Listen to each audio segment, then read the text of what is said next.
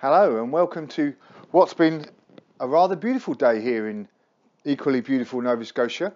I spent most of it in my greenhouse actually. It's still January, something like the 15th, 16th, so it's quite cold, but it's the beautiful sun that's still streaming down on me here has warmed the greenhouse up nicely, and it's been up about 8 degrees. So I'm really happy with that.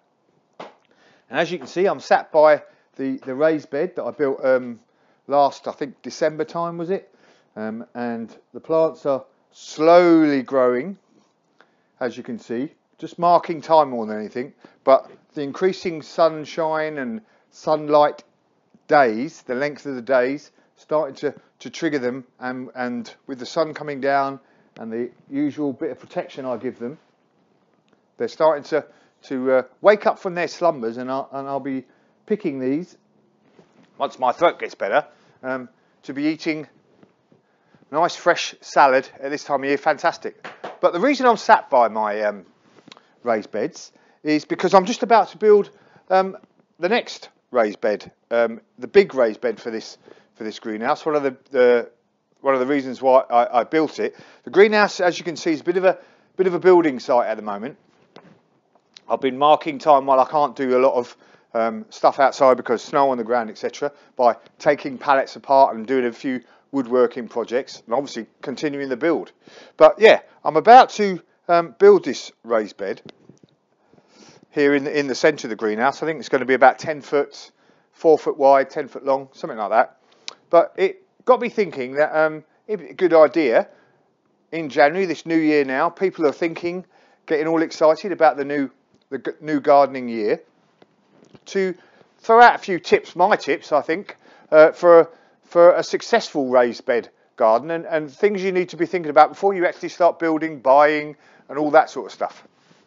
So I've got 5 or 6, maybe even 7 tips here to hopefully get you off to a good start and avoid any mistakes that you could make if you're thinking about planning and building a new raised bed garden. So number 1, on both a macro and a micro level, what veg, fruit, etc., do you want to actually grow?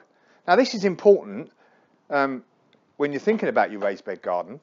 First of all, on the macro level, there's no point trying to grow hot, loving plants if you're up here in Nova Scotia.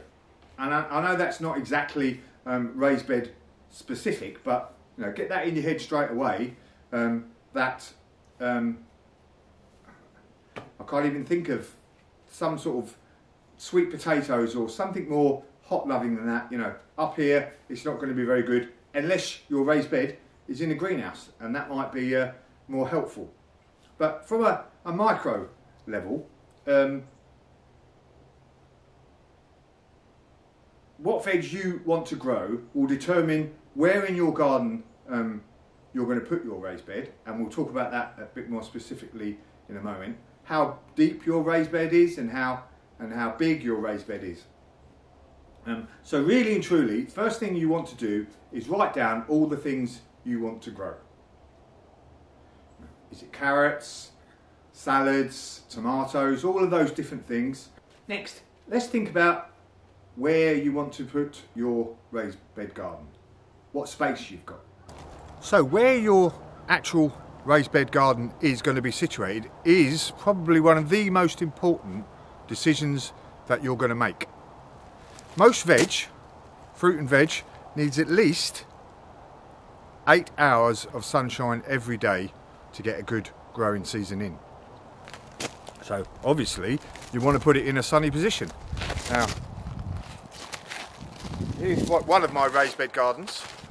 The sun is on that side, and all day sun shines across there nicely on this raised bed garden.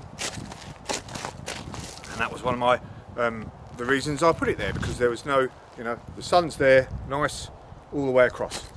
Now there's lots of trees, as you can see, in my garden. Now what you need to be thinking about obviously is if there are any trees or an actual building on the south side of where you think. So north side here, south side there. are there any buildings or obstructions that are going to get in the way of the sun throughout the day? Now, it doesn't matter if there's a bit of shade for a few hours, but like I said, they want a good 8 hours of sunshine every single day. Now, a mistake I made when I put my greenhouse in over here, which I'm just about to show you, is when I was actually planning this greenhouse, I didn't pay enough attention to the trees that are behind me on the south side. The sun's obviously coming across here, but when I planned it, it was all looking good. Sun was streaming down in that area. I knew there's sometimes there was a little bit of shade, but I wasn't too bothered. But later on in the season, when the sun is a little bit lower, the back side of the greenhouse doesn't actually get much sun at all. So that gets in the way of when I'm trying to extend my season, which was one of the reasons I built that greenhouse. And also when the leaves are on the trees again, that back end of the greenhouse doesn't get a lot of direct, unfiltered sunshine, so that affects what I can grow in there. I now know I can grow salads and things like that, which can do with a little bit of shade. And in fact, in the heat of the summer, that's going to be a great place, or it is now, I know it's a great place for me to grow things like lettuces and arugula, rocket, all of those different things that, you know, as soon as it gets too hot, will bolt. But thinking about that, when you're putting where you're going to put your garden, you want a nice 8 hours of unfiltered sunshine every single day. So look around. Are there any obstacles? Are there going to be any? Is the sun going to sink behind any obstacles later on in the season that will affect your late season? You know, into September, when maybe your tomatoes aren't all ripened yet, is the sun going to dip down behind a building or a tree around that period? That's going to prevent your longer season needing fruit, etc., from actually maturing. So think about that. So another thing to think about when you're actually building your raised bed garden and the where again is access. You know, a good idea is to have it as close to your house as possible, because then you're more likely, especially on a thoroughfare where, you know, you're more likely to go through there, because you're more likely to get out there and do some weeding and do some work. If it's all the way at the back of the garden, you're often going to be like, can I be bothered to go out there and actually do some weeding? Or, you know, if it's just a couple of steps outside, pop out and get some nice greens, a few different herbs for your food, you're more likely to just pop out there and get a few nice herbs, a couple of lettuce leaves, pop out a little carrot, etc., to sort out a really nice dinner. So think about having it closer to your garden, and then you can sort of closer to your house even, and then you can sort of incorporate it into your sort of the decor of your actual house and think about it aesthetically. So what do I mean when I say aesthetically? Well, my front yard raised bed garden, it's not the most beautiful in the world, but when I've tried to design it, what I was thinking about was, you know, made all the different raised bed boxes the same size mostly.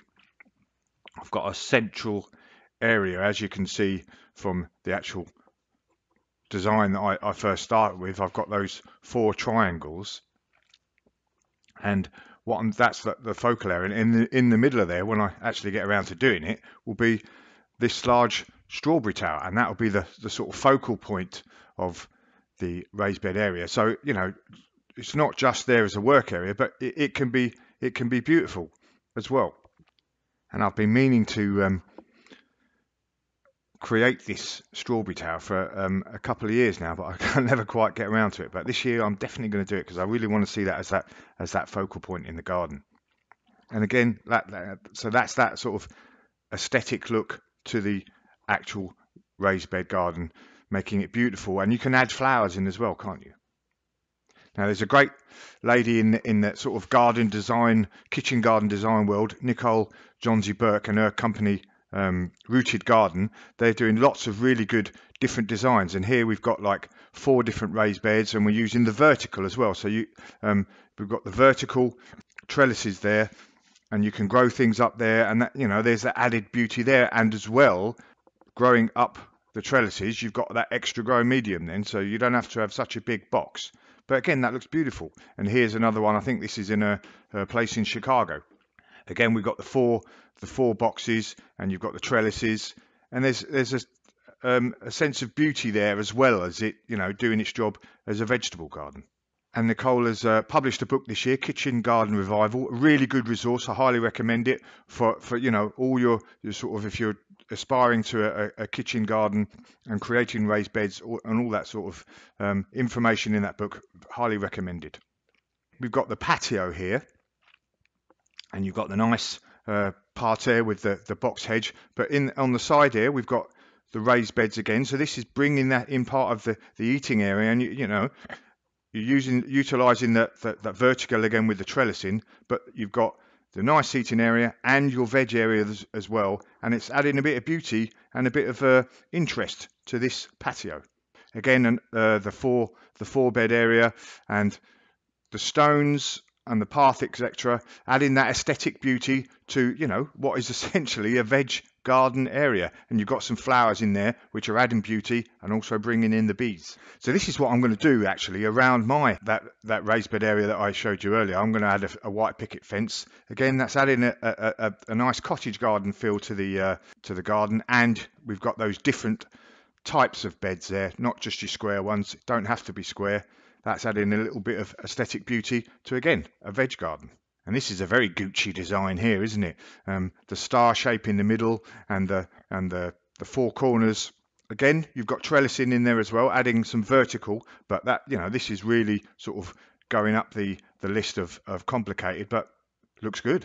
Here's another design. You've got the 4 smaller square beds in the middle with that vertical again.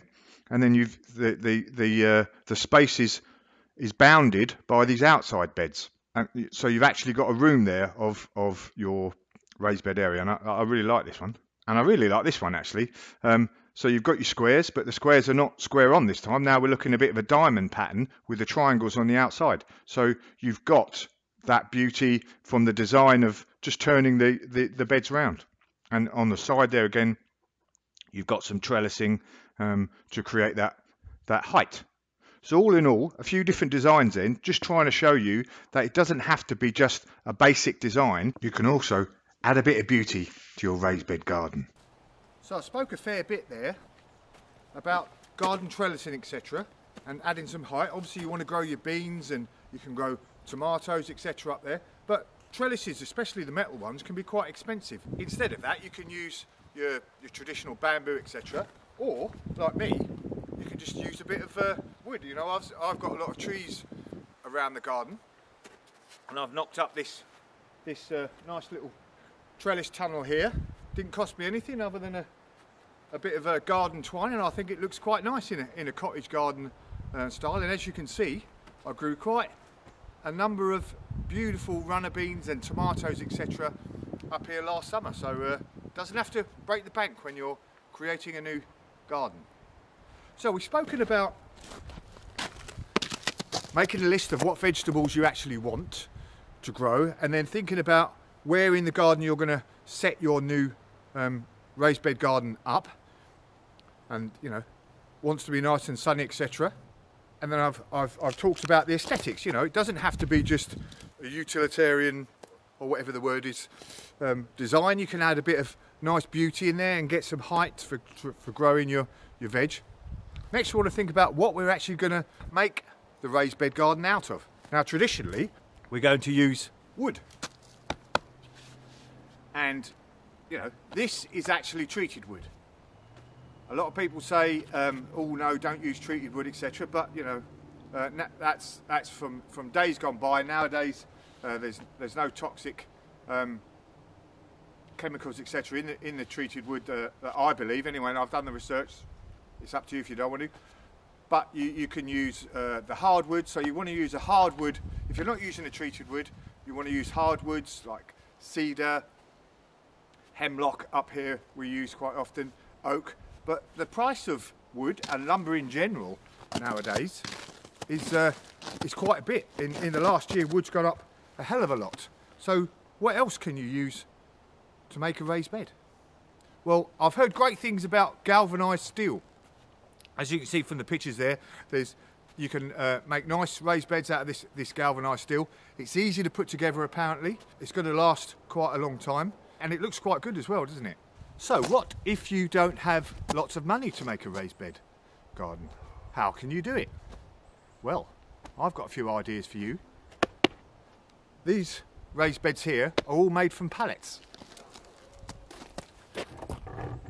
As you can see, I've lined them with cedar shingles, but you didn't have to do that. You could line them with actually pallet wood. And as you can see, the picture of my raised bed in the greenhouse there, that's made entirely of pallet slats. And that's cost me just the nails, really, and the screws to put it together. What else can we use? What about stone? If you're like me and you live in an area where I've only got to dig a foot and I've got 3 rocks, then stone's a great idea to use for a raised bed. Probably wants to be a bit higher than this. Well, as you can see anyway, this raised bed area, this is my secret garden, going to be when I finally enclose it all in. But you know, there's 2 beds either side here. Could quite easily be growing veg in here. It would probably need to be another couple of, or maybe 1 rock higher if I wanted to grow, excuse me, root crops, etc., because they need a good 12 to 16 inches of earth, and we'll come to that in a minute anyway. But you know, stone. This has not cost me anything other than the earth that I put in here, and most of that was actually horse manure. So again, rock, aesthetically pleasing again. You know, even if I say so myself, this looks rather nice. So if you had a rock raised bed garden for your veg, it would look lovely, I think. And as you can see there, I've got some framing planters that I've created from extra rock. So that could be your sort of entrance, etc., and you could grow, have a trellis over that. Excellent. So related to the sort of materials, what am I going to build it out of, is what size raised bed garden do I want to have, or can I have? So obviously with the size of the actual garden is determined by the size of the space that you've got, and also by how much time you have to tend your garden. You're not going to have, it's no point having a massive great big raised bed garden with lots of veg, etc., if you haven't got time to tend it. So think about that when you're actually creating your raised bed garden. Maybe you plan for a big one, but you only put in a couple of beds to start with, just to see how much time it takes you to sort of tend those beds and manage it throughout the year. And then the next year you can build up. And that's also helpful on the budget as well, isn't it? If you're not going to pay it all out in one go, that's definitely helpful. Going down from the size is the actual size of the beds then. So the big, most important rule on the size of your beds is the width of the bed.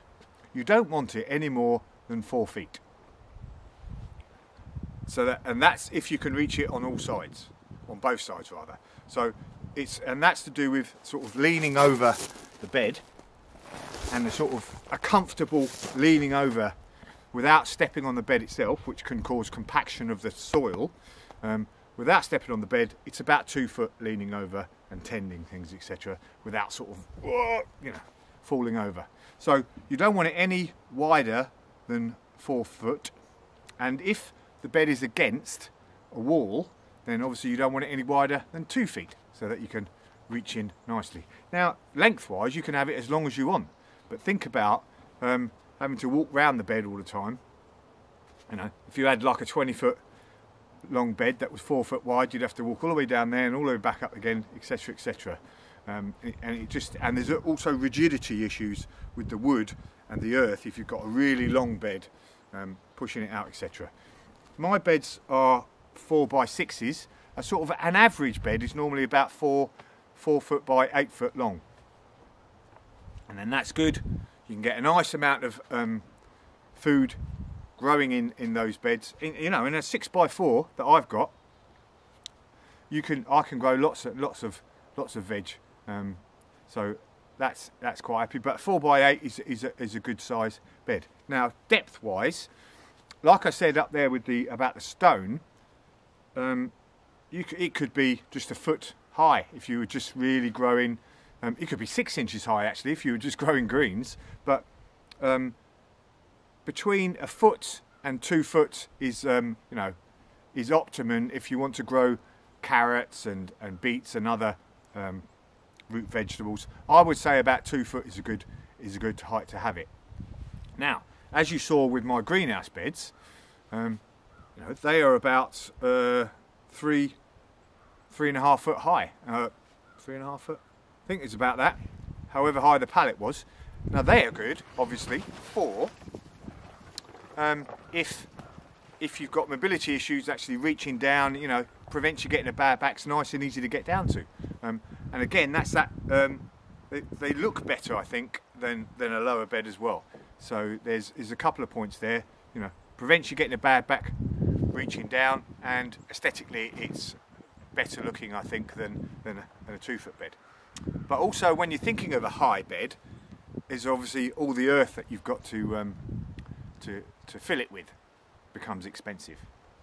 So there's trade-offs there in the short term. So there we go, 5 or 6 tips, thoughts, ideas on what you need to be thinking about when you're creating a new raised bed garden, and hopefully they'll help you not make any mistakes and get you off to a good start with your raised bed garden. Absolutely fantastic thing to be doing, growing your own veg with the raised bed garden as well. The soil that you put in there, you can control the sort of the type of soil that you've got. Weeding is easier. Lots of things are easier in a raised bed garden than it is in your normal sort of farmland type like garden. So I wish you the best of luck. Keep those tips in mind and you'll get off to a really successful start. Job's a good one. Little bit of self-promotion here now. Obviously, I have my YouTube channel, The Optimistic Gardener, which I'm hoping has been inspiring people. And from the comments that I've been getting on the different videos, I think I have been inspiring people to get out there, try different things in the garden, not be afraid, growing different things, growing in different things, etc. Well, I've now started my new company, The Optimistic Gardener, which is kitchen garden consulting. What is a kitchen garden consultant, I hear you ask? Well, again, instead of using my videos to inspire people to be able to grow veg and try different things, I'm now going to be available to consult with people on training them in if they've got they're thinking about creating a new raised bed garden, thinking about growing vegetables for the first time, teaching people how to do it, my methodology of how I grow vegetables quite successfully, I think, and the different ways that you can grow them, obviously with the different raised beds. Also, and a very important part is I will be available to design and install raised bed gardens for people in the Nova Scotia, Halifax, South Shore area. So if you're in that area, you're thinking about creating a new raised bed garden, not too sure how to get started, what you need to do to really take that step, visit my website, theoptimisticgardener.com, and there you can see the different things that I'm available to do. Like I said, consults, design and installation. I'll come to your house, measure up, talk to you. What is it you want? What is it you're thinking about? What do you want to grow? How much time you have, etc. And we can create together your dream kitchen garden. So visit me at theoptimisticgardener.com, and job is definitely going to be a good one then.